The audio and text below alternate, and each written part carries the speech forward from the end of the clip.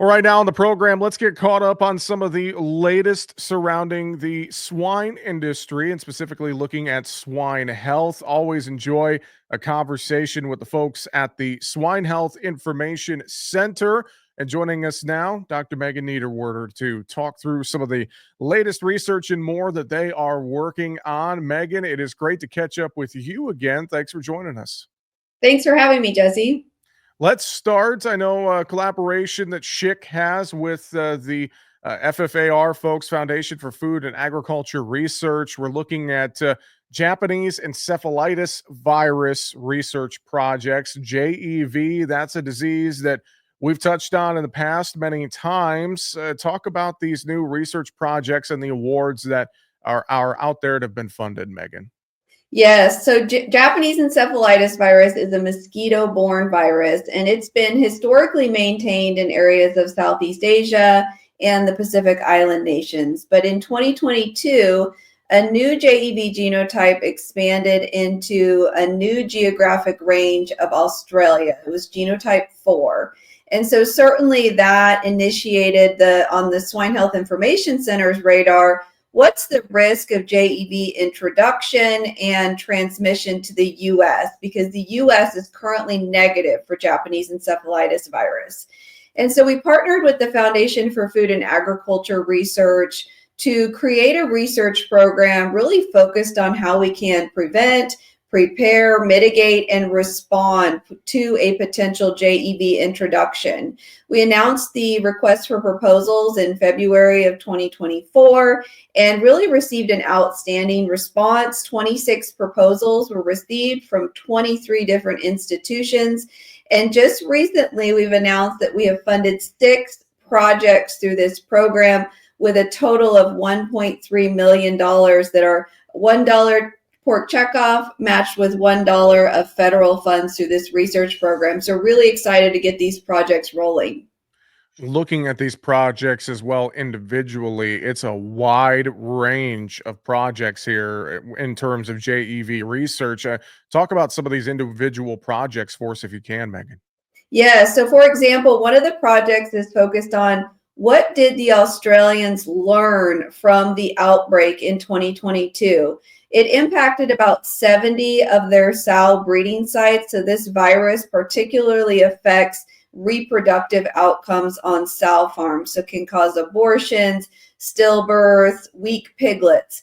So we wanted to look at this project as an opportunity to identify on-farm risk factors that were associated with JEV introduction as well as transmission. So we can think about what was the manure storage? What was the manure handling? What was the ventilation? Certainly, as you think about a mosquito-borne virus, outdoor exposure of the sows and mechanical ventilation versus natural ventilation likely had an impact of how those mosquitoes were able to access the sows.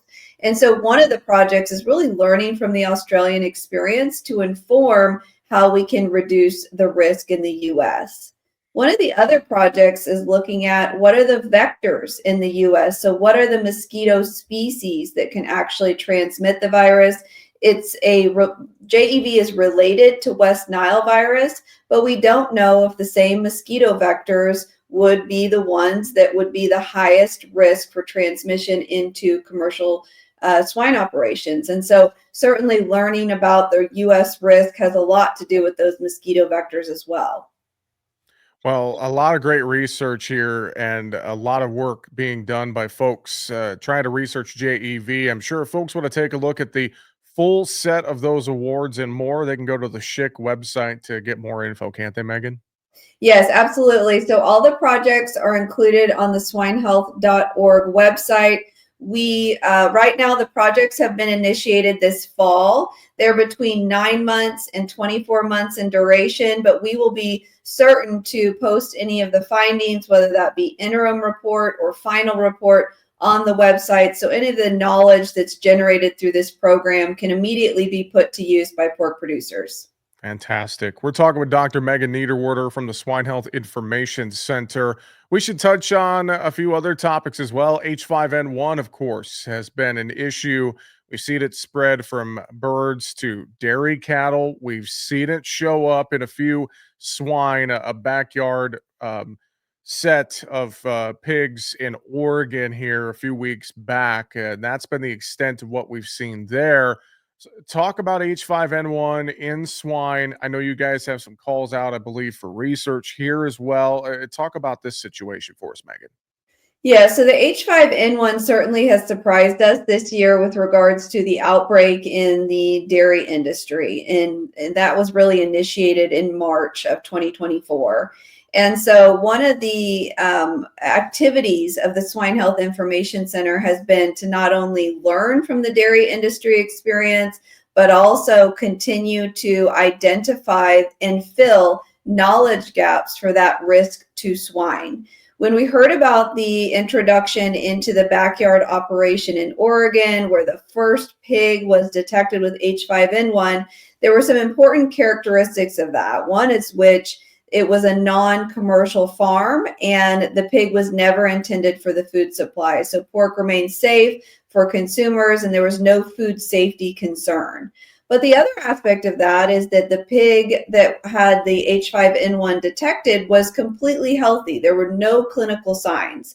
And so certainly we have some gaps in knowledge about how to identify the risk factors for introduction, how to identify what clinical signs may indicate a potential exposure, how do we detect it if it is introduced into the commercial swine operation. And so we created a research program to try and answer and address some of those gaps.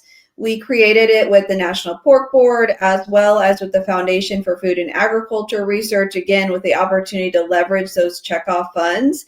We have a $4 million research program that is currently open and accepting proposals through the end of the calendar year 2024. And then we will review those proposals in early 2025 to get those projects running, really trying to prepare for our U.S. commercial operations, thinking about how do we reduce the risk of H5N1 to swine. Fantastic, fantastic stuff. Well, and thinking about all the work that you guys do with your partners there at Schick, we should touch on as well just other emerging diseases. An update here as we near the end of the calendar year. I think about ASF, PRRS, we've talked about in the past. There's so many different emerging diseases around the world that we're watching. Any updates on some of those diseases as we near the end of the year and look ahead to 25, Megan? Yes, we continue to monitor PRRS as, of course, an endemic disease in the U.S.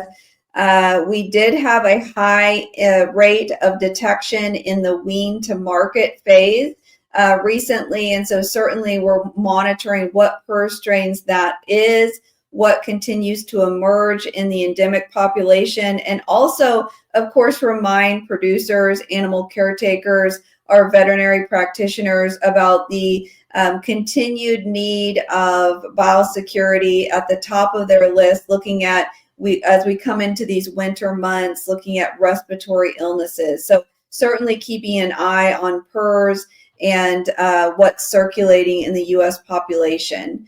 The other aspect is our global disease monitoring. So what continues to be a risk? How do we monitor that? How do the risks change? And ASF is always at the top of the list there. One of the recent emergence of ASF strains that we are continuing to monitor is a recombinant strain. So that means sort of two strains that have come together. It's a genotype 1 and genotype 2 strain that has come together to create a new virus. It's been reported in China and Vietnam. It has also been recently, very recent over the last couple of months, been reported in Russia. And so we continue to monitor that, not only for potential emergence and risk, but also how do the vaccines that have already been developed, how would they protect against this new strain? And so ASF continues to be a big concern. We want to monitor, of course, report any unusual clinical signs in herds, and always be on the lookout for how we reduce that risk through biosecurity. Well, again, that website, swinehealth.org, for more information. Megan, appreciate you being on. Before we let you go, real quick, anything final you'd mention or reiterate to folks today? Yeah, I think anybody who's interested in the work of the Swine Health Information Center, please sign up for our monthly newsletter. That sends to you the first week of the month any research outcomes, but also our domestic and global disease monitoring report, so you can stay up to date on what's circulating in the U.S. and again where our risks are globally. Swinehealth.org for more. With that, Dr. Megan Niederwerder with the Swine Health Information Center. Great to talk with you again. Merry Christmas, Happy New Year to you and yours, and we'll talk to you again soon. Thanks, Jesse. Merry Christmas to you.